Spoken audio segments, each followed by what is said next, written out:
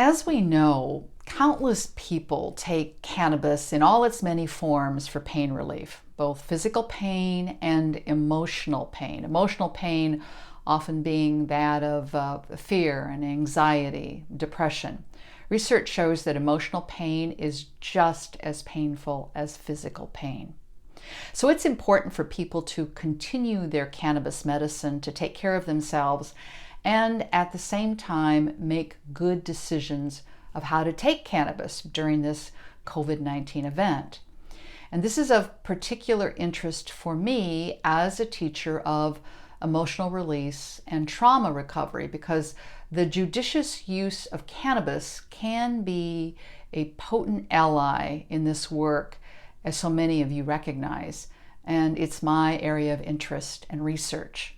The biggest question is whether it's safe to continue smoking or vaping cannabis if that's what you've been using as your delivery system.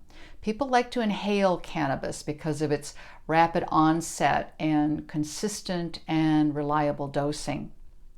Yet the continued smoking or vaping of cannabis is being discouraged by health professionals, even those who specialize in cannabinoid science or cannabinoid medicine, as it's called.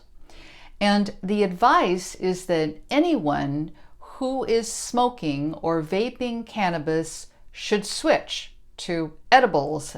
Here's some edibles, or tinctures, capsules, drinkables. That's easy if you're in a cannabis legal state where those options are available to you. And if you're not in one of those states, then those processed products are not going to be available to you, right? What's going to be available is whatever kind of cannabis flower you can acquire on the black market. Now, I'm not encouraging this in any way, shape, or form. It's just a matter of fact.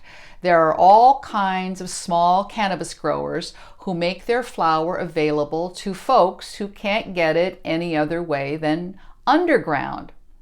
And in the midst of the incredible stress of this current situation, there are going to be people who want their cannabis medicine and believe that inhaling it during this tumultuous time outweighs the risk of possibly getting the virus. So in this instance, if you feel you can't go without your cannabis but want to stay as safe as possible, then it's suggested that vaping dry herb, not oil cartridges, because they can have all kinds of chemicals in them, but dry herb is your best bet. And vaporizer heats the cannabis up to a point where it produces vapor, which is another word for gas, which is usually between 380 to 420 degrees Fahrenheit that you take into your lungs. The lower the temperature, the less stress you're putting on your lungs and airways. And the benefit of using dry herb in the vaporizer is that you don't need to worry about chemicals that are in vape cartridges, since you're just heating up the plant. Now that's compared to combustion, as in lighting up with a Bic lighter, which torches at about 600 degrees Fahrenheit, which immediately burns the plant.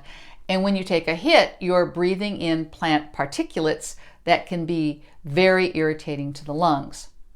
Avoiding lung irritation is the first line of defense against COVID-19, especially if you have respiratory challenges like asthma or COPD, and also high blood pressure and diabetes and immune deficiencies. Overall, the idea is for all of us to avoid any kind of lung irritation. That is, reduce your exposure to all irritants. Get out into the fresh air. Lower your use of aerosol products. Don't inhale toxic fumes like bleach or ammonia that is, because that can irritate the respiratory tract even a little bit. Keep your house dust free.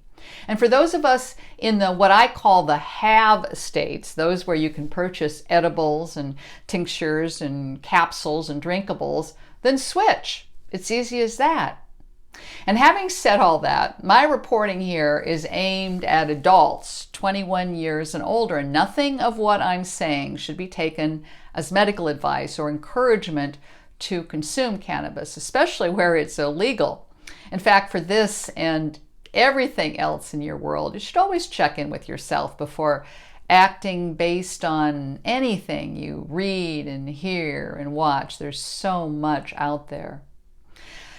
So where do you stand on all this? What kind of precautions are you taking? Drop down to the comments section and let me know. And if you're viewing this on YouTube, head over to my website and share your thoughts there. The website link is in the text box. I'm Becca Williams, and I want you to have a marvelous life, even in the midst of this pandemic. And I'm here to help you do that.